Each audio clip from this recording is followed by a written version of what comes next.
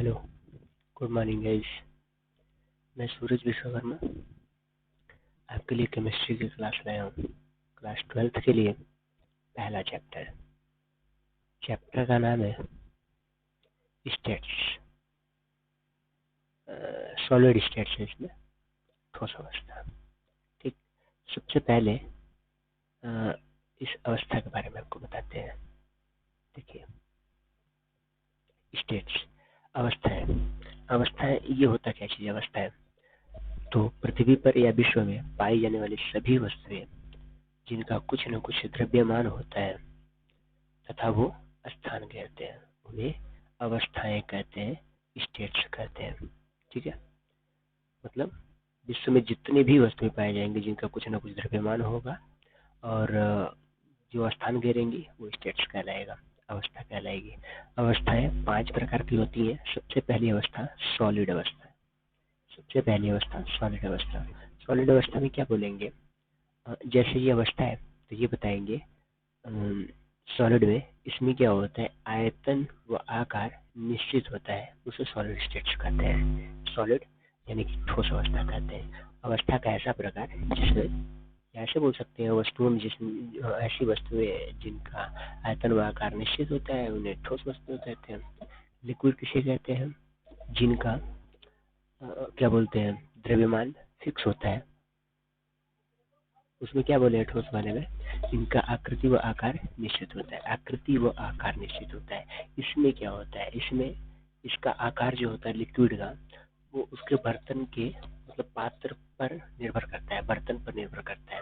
अगर लिक्विड को जैसे मान लीजिए 1 लीटर है, इसका आयतन निश्चित है, 1 लीटर है, आयतन निश्चित होता है। ठीक है, लिक्विड का तो 1 लीटर अगर है तो उसको जैसे बर्तन में आप रखेंगे वैसा उसकी आकृति मिल जाएगी उसको। अगर आप उसको थाली में रखेंगे तो थाली जैसा फैल जाएगा, ग्लास में रखेंगे ग्लास में हो जाएगा। ठीक, तो इनका जो होता है कि आयतन निश्चित होता है तथा आकार जो होता है बर्तन यानी कि पात्र पर निर्भर करता है। गैस क्या होता है? गैस में ऐसे बताएंगे, ऐसी वस्तुएं जिनका आयतन व आकार दोनों अनिश्चित होता है उन्हें गैस कहते हैं। आयतन व आकार दोनों अनिश्चित होता है, कोई फिक्स नहीं होता है, तो उसे गैस कहते हैं। प्लाज्मा क्या होता है? प्लाज्मा लिक्विड और सॉलिड के बीच की अवस्था है। जैसे कोई क्या बोलते हैं, जैसे रॉड होता है, रॉड, तो उसमें क्या होता है, सॉलिड और लिक्विड के बीच की अवस्था होती है, उसे प्लाज्मा कहते हैं। चलिए जब आएगा तो इसको डिटेल में बता देंगे। बीईसी मतलब बोस आइंस्टीन कंडेंसेट। बोस चंद्रशेखर बोस और आइंस्टीन दोनों ने मिलकर के इसको खोजा था, तो इसलिए इसका नाम पड़ गया बोस आइंस्टीन कंडेंसेट। इसमें होता है क्या है, वायु जो होता है उसका जो घनत्व होता है उसका 1000 भाग निकाल लेते हैं। 1000 में से जो 1 भाग होता है उसको निम्न टेम्परेचर पर जब ठंडा करते हैं तो बोस आइंस्टीन कंडेंसेट प्राप्त होता है। तो हमको इसमें बस सॉलिड पढ़ना है, सॉलिड स्टेट्स पढ़ना है हमको, यानी कि ठोस अवस्था। तो ठोस अवस्था को क्या बताएंगे, वस्तुओं मतलब ऐसी वस्तुएं जिनमें आकृति व आकार निश्चित होता है उन्हें सॉलिड स्टेट्स ठोस अवस्था कहते हैं। ठीक, अब ठोसों की विशेषताएं क्या क्या होती है? सबसे पहली विशेषता यहाँ पर है, ये क्या होते हैं, ये दृढ़ होते हैं। ठीक, ये दृढ़ होते हैं। और दूसरा है, इनका आकार व आकृति दोनों निश्चित होता है। जैसा कि मैंने उधर बताया भी था, आयतन व आकार दोनों निश्चित होता है। ठीक, इसके बाद मतलब जो ठोस होता है वो क्या बोलते हैं, जैसे उसमें क्या कर रहे थे हम, जिस बर्तन में रख रहे थे लिक्विड वाले में, उसी का आकृति वो पा जा रहा था, लेकिन इसमें ऐसा नहीं होता है। ठीक, इनके अवयवी कण निकटतम उपस्थित होते हैं। अवयवी कण मतलब छोटे छोटे जो कण होते हैं ठोसों में बहुत पास पास होते हैं, और यही कारण है कि उनमें प्रबल स्थिर आकर्षण बल होता है, प्रबल स्थिर वैद्युत आकर्षण बल होता है। और ये असंपीड्य होते हैं। असंपीड्य का अर्थ क्या होता है, जिनको दबाया ना जा सके। ठीक है, असंपीड्य इसको बोलते हैं। यानी कि ठोस अवस्थाएं जो होती है, ठोस अवस्थाएं मतलब जितनी वस्तु, जैसे लकड़ी हो गया, ईंट हो गया, जो भी कठोर वस्तु होती है वो असंपीड्य होते हैं, उनको हम दबाया नहीं जा सकता, उसको हम दबा नहीं सकते। अच्छा, इसके बाद नेक्स्ट है, इनका घनत्व द्रव व गैस से अधिक होता है। अब देखिए द्रव का जो घनत्व होता है उसकी अपेक्षा गैस का ठोस का घनत्व ज्यादा होता है। इसको चेक कैसे करेंगे? देखिए अगर दीवार पे हम उंगली से चोट मारे धीरे धीरे तो उसमें ज्यादा आवाज आता है, लेकिन अगर द्रव में वही धीरे धीरे आवाज करे मतलब चोट मारे तो आवाज नहीं करता है। गैस में आप उंगली घुमाइए आवाज बिल्कुल नहीं आएगा। तो घनत्व का मतलब ये होता है, इसका वो फॉर्मूला होता है, क्या होता है, m बराबर सॉरी घनत्व d बराबर होता है, d बराबर क्या होता है, d बराबर होता है d बराबर होता है m बाई v। हाँ m बाई v होता है, m by v, m by v ये होता है। इसमें होता क्या है, एकांक आयतन में जो भी है उसको हम बोल सकते हैं एकांक आयतन में भी जो है यहाँ से मतलब उसको अगर एकांक कर ले तो एकांक आयतन में उपस्थित द्रव्यमान को ही घनत्व कहते हैं। तो एकांक आयतन में उपस्थित द्रव्यमान, ठोसों में द्रव्यमान ज्यादा होगा क्योंकि अभी हम पढ़े हैं कि उनके जो अवयवी कण होते हैं वो निकटतम होते हैं।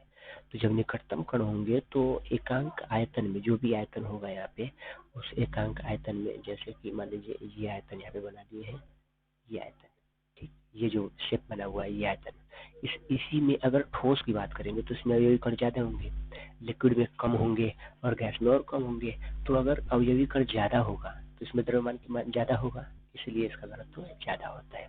ठीक, इसके बाद नेक्स्ट है, इनमें विसरण की क्रिया नहीं पाई जाती है। विसरण की क्रिया नहीं पाई जाती है। विसरण की क्रिया जैसे क्या होता है, द्रव जो होता है एक पारदर्शी झिल्ली जो होता है झिल्ली के आर पार जा सकता है, तो वही विसरण क्रिया होती है, लेकिन ठोस में विसरण क्रिया नहीं होता है। विसरण क्रिया का मतलब जैसे मान लीजिए दूध है, दूध में हमने अगर किसी किशमिश को रख दिया तो कुछ देर बाद किशमिश जो होता है विसरण माध्यम से किशमिश जल को उसमें से मतलब दूध में से द्रव को खींच करके वो अंगूर जैसा हो जाता है, तो वो विसरण क्रिया होती है। ये गर्म करने पर मुख्यतः द्रव अवस्था का निर्माण करते हैं। तो जाहिर सी बात है सॉलिड को तो हम जब गर्म करते हैं तो किस में बदल जाता है, द्रव में बदल जाता है। ठीक, अच्छा इसके बाद थोड़ा सा इधर बता देते हैं आपको, ये जो ठोस है सॉलिड अवस्था, सॉलिड अवस्था को सॉलिड स्टेट्स, सॉलिड अवस्था को जब हम क्या बोलते हैं, सॉलिड स्टेट्स को जब गर्म करेंगे ठंडा करेंगे तो बदलेगा। तो अगर गर्म करेंगे सॉलिड अवस्था को तो गर्म करने का मतलब ये है कि उसमें जो अवयवी कण होंगे, अवयवी कण वो थोड़े दूर दूर हो जाएंगे। ठीक, तो जब सॉलिड सॉलिड को गर्म करेंगे तो लिक्विड में बदल जाएगा। तो जब सॉलिड को गर्म करते हैं तो लिक्विड में बदलता है, और जब लिक्विड को गर्म करते हैं तो गैस में बदलता है। ठीक है, जब लिक्विड को गर्म करते हैं तो गैस में बदलता है, लिक्विड को बदलते हैं तो गर्म करते हैं तो गैस में बदलता है। अगर गैस को ठंडा करेंगे तो लिक्विड में बदलेगा, लिक्विड को ठंडा करेंगे तो सॉलिड में बदलेगा। ठीक है, तो वही बिल्कुल यहाँ पर बताया जा रहा है, यहाँ पर बिल्कुल वही है। क्या चीज कि अगर ठोस को गर्म करेंगे तो द्रव अवस्था बदलेगा। क्यों? क्योंकि उनके जो अवयवी कण है वो गतिमान हो जाते हैं, थोड़े दूर दूर होते हैं, तो दूर दूर होने का मतलब द्रव में आ जाएगा। अब ठोसों के प्रकार पढ़ते हैं। ठोसों के प्रकार, वैसे जब द्रव को ठोस को गर्म करते हैं द्रव में बदलता है तो उसे गलनांक बिंदु कहते हैं, उस तापमान को गलनांक बिंदु कहते हैं, या उस क्रिया को गलन कहते हैं। ठोस के प्रकार, ठोस दो प्रकार के होते हैं, तो आधार पे बांटा गया है। जैसे अंतराणविक बल के आधार पे बांटा गया है, तो अंतराणविक बल के आधार पर ये जो आणविक ठोस होते हैं वो चार प्रकार के होते हैं। कौन कौन से बल होते हैं? एक होता है आयनिक ठोस। आयनिक ठोस मतलब उसमें जो अवयवी कण होंगे वो आयन के रूप में होंगे, सीधे सीधे बस खत्म, कुछ ज्यादा याद नहीं करना है। तो आयनिक ठोस में क्या बताएंगे, इनमें अवयवी कण जो होता है आयन होते हैं, और आयन है आयन किसे कहते हैं, आयन। तो चलिए पहले आयन को समझते हैं, तो आयन को इधर समझते हैं। ठीक है, चलिए, तो अगर मान लीजिए इसमें समझना चाहिए था, चलिए यहीं पे समझते हैं, एक मिनट, चलिए आयन, तो हमको आयन समझना है ना। तो सबसे पहले मैं आपको बताऊंगा एक होता है अणु, एक होता है परमाणु और एक होता है आयन। तो सबसे पहले अणु जो होता है वो बड़ा होता है, परमाणु छोटा होता है। तो परमाणु पहले लिखते हैं, ठीक है, परमाणु, और इसके बाद अणु। तो परमाणु जो होता है, जैसे मान लीजिए O हो गया, ठीक, इसके बाद क्लोरीन हो गया, क्लोरीन हो गया, ठीक। अब क्लोरीन के बाद मान लीजिए नाइट्रोजन हो गया, नाइट्रोजन हो गया। तो ये जो भी है, ये नाइट्रोजन N है, ठीक है। तो ऑक्सीजन, क्लोरीन, नाइट्रोजन, ये जो भी है, ये जो होता है इसे परमाणु कहते हैं। ऑक्सीजन परमाणु, क्लोरीन परमाणु, नाइट्रोजन परमाणु। अगर अणु की बात करेंगे तो अणु में क्या होता है, O2 होता है। क्या होता है, O2, यानी कि दो या दो से अधिक परमाणुओं के मिलने से अणु बनता है, तो O2 हो जाएगा। अब ये जो होता है Cl, वो Cl नहीं होता है, वो तो Cl जब होगा तो वो परमाणु होगा, लेकिन अणु की बात करेंगे तो ये हो जाएगा Cl2, ठीक है, Cl2 हो जाएगा। तो ये हो जाएगा अणु। अगर N की बात करेंगे तो ये हो जाएगा क्या चीज, N2, ठीक है, N2। तो ये होता है क्या चीज, परमाणु। ये होता है अणु। अणु के बाद क्या पढ़ना है हमको, आयन। जैसे O है, O, तो इस पे क्या होता है, दो माइनस चार्ज बन जाता है। एक माइनस चार्ज यहाँ पर, ठीक, और एक माइनस चार्ज यहाँ पर। हम इसको ऐसे भी लिख सकते हैं, कोई दिक्कत नहीं है, जैसे O, और इस पे लिख सकते हैं माइनस, और इसके बाद लिख सकते हैं 2, ये भी कोई दिक्कत नहीं है। अगर Cl की बात करेंगे तो ये होता है Cl, और इसमें होता है माइनस, ठीक, माइनस। और अगर N की बात करेंगे तो ये हो जाएगा N, और इस पे हो जाता है माइनस, माइनस 3, माइनस 3, ठीक है। तो ये आयन होते हैं। आयन में क्या होता है, या तो इलेक्ट्रॉनों की कमी होती है या तो इलेक्ट्रॉनों की अधिकता होती है, और ये जो होते हैं वो परमाणु, अणु, इसके बाद आयन। तो आयन समझ गए, चलिए आयन समझ गए, तो वही आयन के बारे में पढ़ना था हमको। चलिए आगे देखते हैं। तो ये तो हो गया है ना, चलिए नेक्स्ट।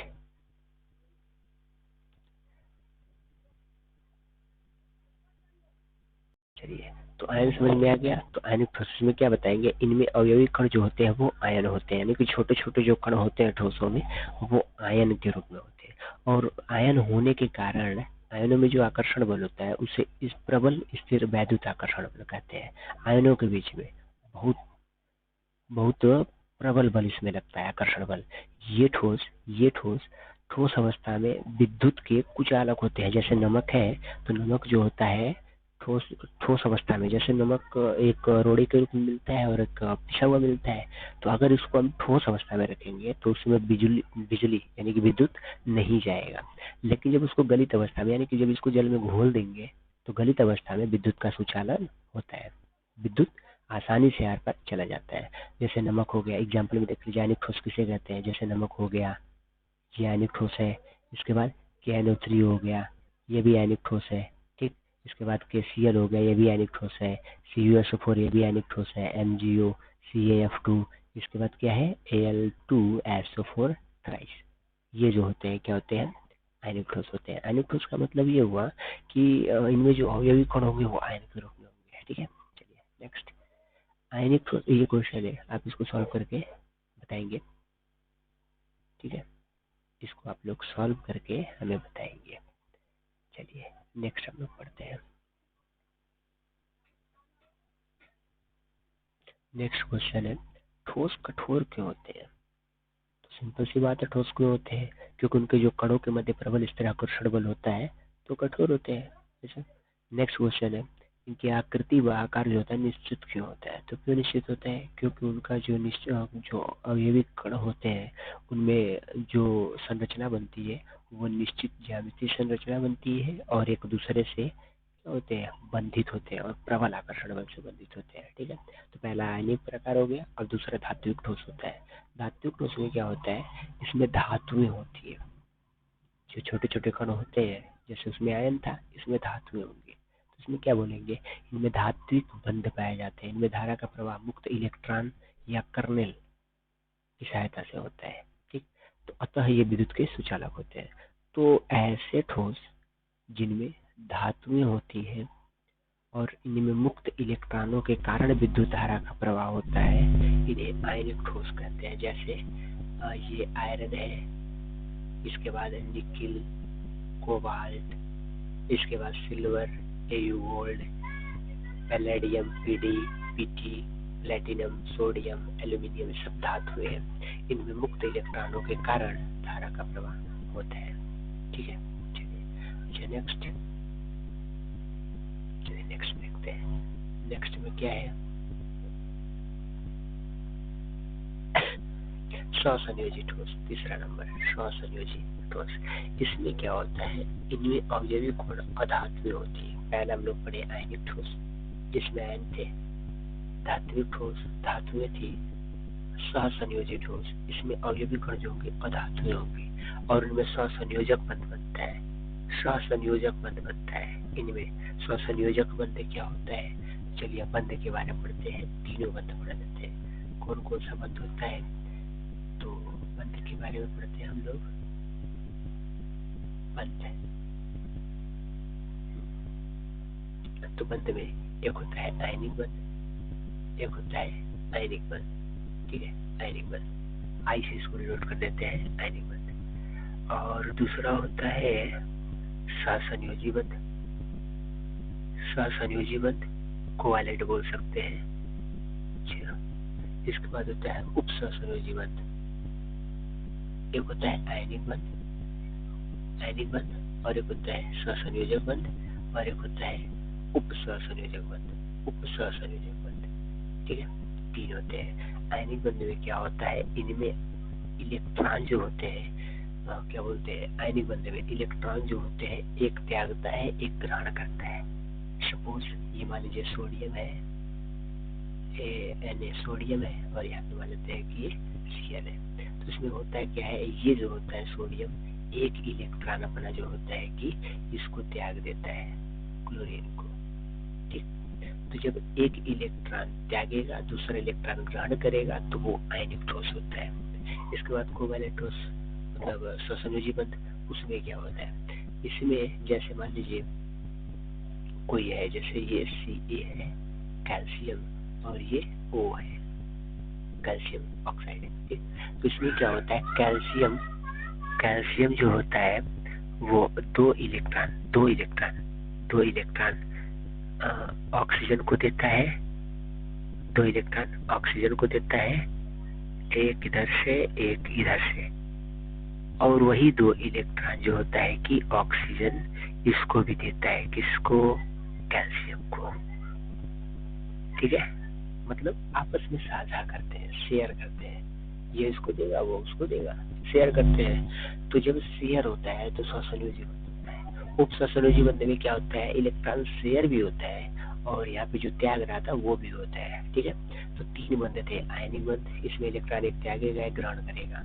इसके बाद था स्वसंयोजी बंध, इसमें क्या होता है, इलेक्ट्रॉन शेयर करते हैं। और इसके बाद उपसंयोजी बंध, इसमें क्या होता है, इलेक्ट्रॉन शेयर भी करते हैं और दान भी करते हैं। ठीक है, तो ये तीन प्रकार से थे।